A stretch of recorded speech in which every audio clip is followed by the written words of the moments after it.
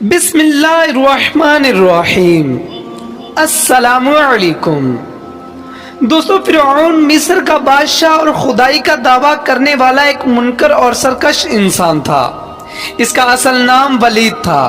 اس کا نام تحریک کے ان ملعون اور بدبخت لوگوں میں ہے جنہوں نے اللہ سبحانہ و تعالیٰ کی واحد نیت کا انکار کرتے ہوئے اپنے خدا ہونے کا دعویٰ کیا، اپنی اطاعت سے انکار کرنے والوں کو اور اللہ تعالیٰ پر ایمان لانے والوں پر مظالم کے پہاڑ توڑے، ان کا قتل عام کیا اور اللہ تعالیٰ کی ناراضگی اور عذاب کی دعوت دیتے ہوئے رہتی دنیا کے لیے نشان عبرت بن گئے۔ دوستو، آج ہم آپ کو بتائیں گے کہ فرعون کی بیوی یعنی حضرت آسیہ علیہ السلام کے ایمان لانے کا واقعہ کیسے پیش آیا۔ لیکن اس سے پہلے آپ سے گزارش ہے کہ ہمارے اس چینل حدیث کی دنیا کو سبسکرائب کر لیں تاکہ ایسی مزید ویڈیو آپ تک پہنچتی رہیں۔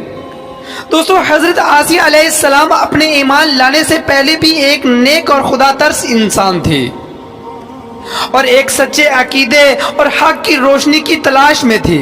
شاید یہ اللہ تعالیٰ کا حکم تھا کہ وہ وقت کے جابر اور سرکش حاکم کی اہلیہ تھیں۔ یہ وہ دور تھا جب حضرت موسیٰ علیہ السلام نے بنی اسرائیل کو کفر اور نافرمانیوں کا راستہ ترک کر کے ایک اللہ کی واحد نیت کا اعتراف کرنے اور اس کی عبادت کرنے کی دعوت اور تبلیغ کا سلسلہ شروع کیا۔ جب فرعون کو موسیٰ علیہ السلام کے لوگوں کو ہدایت کا راستہ دکھانے کے معاملے کی خبر ہوئی تو اس نے لوگوں کو ایک بڑے میدان میں جمع کیا اور اپنے چند ماہر اور تجربہ کار جادوگروں کو میدان میں اتارا تاکہ وہ اس کی طاقت کے کچھ ایسے مظاہر لوگوں کو دکھا سکیں جن کے سامنے موسیٰ علیہ السلام بے بس ہو جائیں اور لوگ ان کی تعلیمات کا اثر قبول نہ کریں اور انہیں نعوذ باللہ جھوٹا اور جنونی تصور کریں۔ جادوگروں نے کچھ رسیاں زمین پر پھینکی جو جادو کے زور سے سانپ بن گئی، جو زمین پر پھن پھلا کر چلنے لگے اور لوگوں میں خوف اور دہشت پھیلانے لگے۔ حضرت موسیٰ علیہ السلام نے اس کے جواب میں اپنا معجزاتی عصا زمین پر مارا، جس کے زمین پر پڑتے ہی زمین سے ایک اژدہا نکل آیا جو دیکھتے ہی دیکھتے ان سب سانپوں کو نگل گیا۔ جادوگروں نے یہ منظر دیکھا تو فوراً حضرت موسیٰ علیہ السلام کی دعوت اور تبلیغ پر ایمان لے آئے۔ فرعون کو جب اس بات کی خبر ہوئی تو وہ توبہ طائب ہو کر ایمان لانے کے بجائے مزید سرکشی اور غیظ اور غضب میں مبتلا ہو گیا اور حضرت موسیٰ علیہ السلام اور ان کے راستے پر چلنے والوں پر مزید زمین تنگ کرنے لگا۔ ادھر فرعون کی بیوی حضرت آسیہ علیہ السلام کو جب اس ایمان فروز واقعے کی خبر ہوئی تو انہوں نے حضرت موسیٰ علیہ السلام کی تعلیمات کی حقانیت کو پا لیا اور فوری طور پر آپ پر ایمان لے آئیں۔ لیکن انہیں معلوم تھا کہ حق اور ایمان کے راستے پر چلنا اس ملک کے کسی بھی کونے میں آسان نہیں تھا، اور پھر وہ تو خود فرعون کے گھر میں مکین تھی، اس لیے انہوں نے اپنے خاوند سے اپنے ایمان لانے کا ذکر نہیں کیا۔ ایک روز یوں ہوا کہ فرعون کی بیٹی کی خادمہ اس کے بالوں میں کنگھی کر رہی تھی کہ یکایک کنگھی اس کے ہاتھ سے زمین پر گر گئی اور اس کے منہ سے نکلا بسم اللہ۔ اس پر فرعون کی بیٹی نے خادمہ سے پوچھا، کیا میرا باپ فرعون خدا نہیں ہے؟ خادمہ نے جواب دیا، نہیں، تیرا باپ خدا نہیں ہے، بلکہ خدا تو اللہ سبحانہ و تعالی ہے جو میرا، تیرا، تیرے باپ کا اور سب کا خدا ہے۔ فرعون کی بیٹی نے پھر پوچھا کہ کیا یہ بات میں اپنے باپ کو بتا دوں؟ خادمہ نے جواب دیا، ہاں بتا دے۔ فرعون کو جب اس بات کا پتہ چلا تو اس نے خادمہ کو بلوایا۔ جب وہ عورت بادشاہ کے سامنے پیش ہوئی تو بادشاہ فرعون نے پوچھا، بتا، کیا میں خدا نہیں ہوں؟ اس پر خادمہ نے جواب دیا کہ نہیں، خدا تو نہیں ہے، بلکہ میرا رب اللہ تعالی ہے۔ فرعون نے بار بار یہی سوال دہرایا مگر خادمہ نے ہر بار یہی جواب دیا۔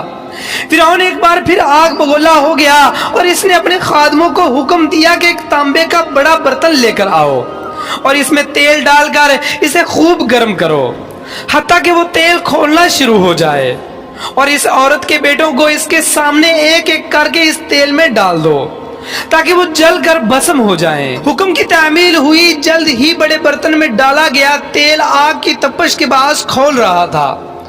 خادمہ کے بیٹوں کو ایک ایک کر کے کھولتے ہوئے تیل میں ڈالا جانے لگا۔ اس کے بیٹے اس کھولتے ہوئے تیل میں گرتے ہی جل کر راکھ ہو جاتے تھے۔ فرعون کے خادموں نے اس عورت کے سب بیٹوں کو اپنی ماں کی آنکھوں کے سامنے جلا ڈالا۔ ایک ماں جو اپنے بچوں کو معمولی سی تکلیف پہنچنا بھی برداشت نہیں کرتی، وہ اپنی آنکھوں کے سامنے انہیں جل کر راکھ ہوتا دیکھنا اس کے لیے کتنا تکلیف دہ ہوا ہوگا۔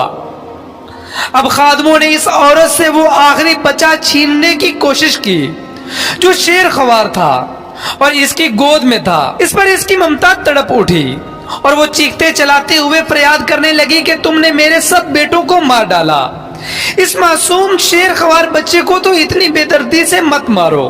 قریب تھا کہ وہ مظلوم خادمہ اپنے بچے کی جان بچانے کے لیے اپنے عقیدے سے پسپائی اختیار کر لیتی، لیکن اللہ تعالیٰ کے حکم سے اس شیر خوار بچے کو زبان عطا ہوئی اور اس نے یہ الفاظ کہے، اے ماں غم نہ کر اور انہیں آگ میں ڈال لینے دے، بے شک دنیا کا عذاب آخرت کے عذاب سے کہیں زیادہ ہے۔ اور یوں اللہ پر ایمان لانے کی سزا کے طور پر اس خادمہ کے سارے بیٹوں کو فرعون نے صفاقی سے اس کی آنکھوں کے سامنے قتل کروا دیا۔ پھر فرعون نے اپنی بیوی حضرت آسیہ علیہ السلام کو اس واقعے کے بارے میں بتایا کہ کیسے اس نے کسی اور خدا کا دعویٰ کرنے والی خادمہ کے بیٹوں کو اس کی آنکھوں کے سامنے زندہ جلایا۔ حضرت آسیہ علیہ السلام جو اب تک اپنی ایمان لانے کی بات اپنے خاوند سے چھپائے ہوئے تھی، یہ بات سن کر کانپ اٹھی اور بلند آواز میں کہا، تجھے بربادی آ جائے۔ وہ کون سی چیز ہے جس نے تجھے اللہ تعالیٰ کے سامنے سرکشی اور گمراہی کے لیے اکسا رکھا ہے؟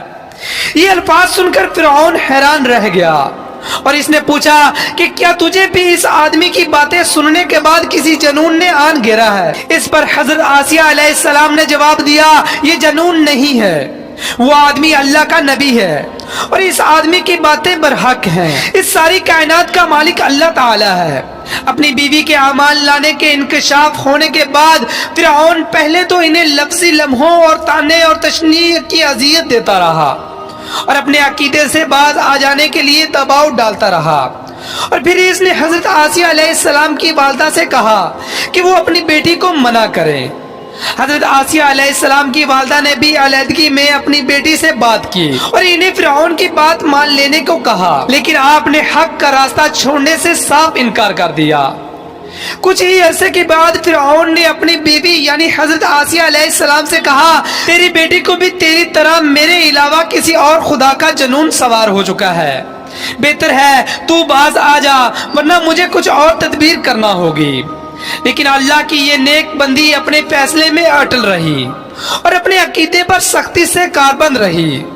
فرعون نے حضرت آسیہ علیہ السلام کو سمجھانے میں ناکامی پر انہیں جسمانی اذیت دینا شروع کر دی، یہاں تک کہ ایک مرتبہ حضرت آسیہ علیہ السلام کے ہاتھوں میں کیل گاڑ کر انہیں کھلے آسمان کے نیچے اس طرح لٹا دیا گیا کہ تپتے ہوئے سورج کی کرنیں براہ راست ان کے چہرے پر پڑتی تھی، لیکن ان کا عقیدہ اور ایمان غیر متزلزل رہا۔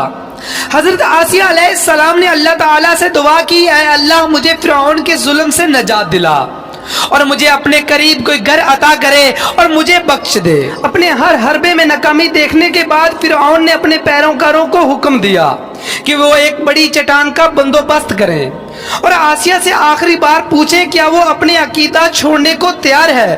اگر وہ ہاں کہہ دے تو وہ اسے عزت کے ساتھ واپس گھر چھوڑ دیں کہ وہ میری بیوی ہے، اگر نہیں تو اسے چٹان کے نیچے کچل ڈالیں۔ ایسا ہی کیا گیا۔ حضرت آسیہ کو ایک بڑی چٹان کے قریب لا کر ان کے خدا کے بارے میں پوچھا گیا۔ حضرت آسیہ علیہ السلام نے نگاہیں اٹھا کر آسمان کی جانب دیکھا، انہیں دور آسمان میں ایک موتی جگمگاتا ہوا دکھائی دیا اور انہیں اطمینان مل گیا۔ انہوں نے ایک مرتبہ پھر اللہ سبحانہ و تعالیٰ کی کبریائی بیان کی اور اللہ تعالیٰ کے حکم سے ان کی روح قبض کر لی گئی اور خادموں نے ایک بے جان جسم پر ہی ایک بھاری بھرکم چٹان گرا دی۔ تو دوستو یہ تھی آج کی ہماری ویڈیو۔ تو میں امید کرتا ہوں کہ آپ کو ہماری یہ ویڈیو پسند آئی ہوگی۔ تو دوستو ملتے ہیں ایک نئے ٹاپک کے ساتھ، تب تک کے لیے دعاؤں میں یاد رکھیے گا۔ اللہ حافظ۔